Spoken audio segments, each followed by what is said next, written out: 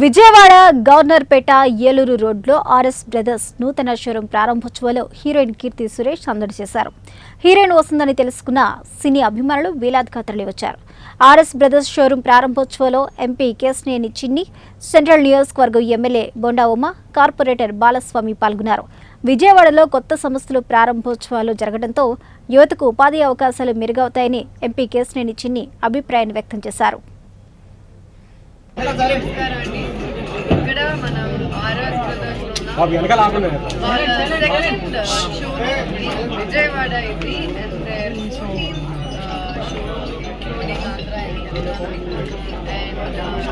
యోనస్ రాజు గారు కొంచెం గట్టిగా మాట్లాడండి.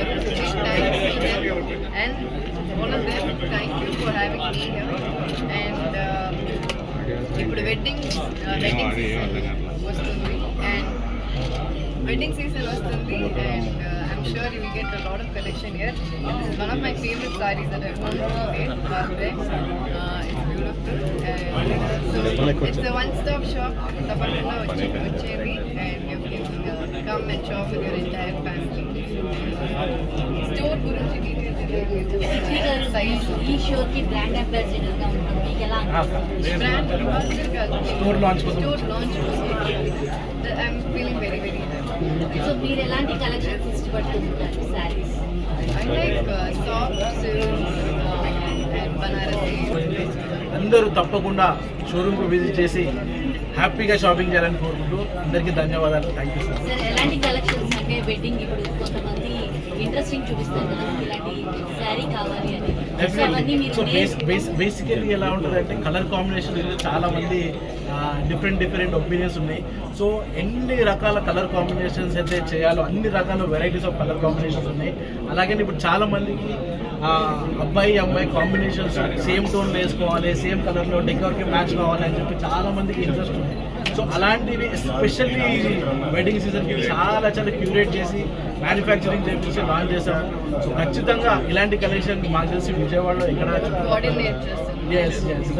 కాంబినేషన్ సో అలాంటి twinning very perfect. She is recently married out, తనకు చాలా ఐడియా ఉంది.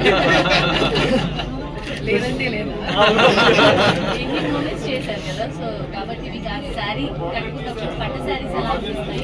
సో నార్మల్గా సారీ అంటే కాంబినేషన్ లేదు. అండ్ ఎస్పెషల్లీ సిల్క్ సారీస్ అంటే నా favourite. So saris okay, I think so మీరు ఫుడ్ అని అందరికీ తెలిసింది. సో మరి మీకు విజయవాడలో ఫుడ్ అంటే ఏమి ఇష్టం? యూజువల్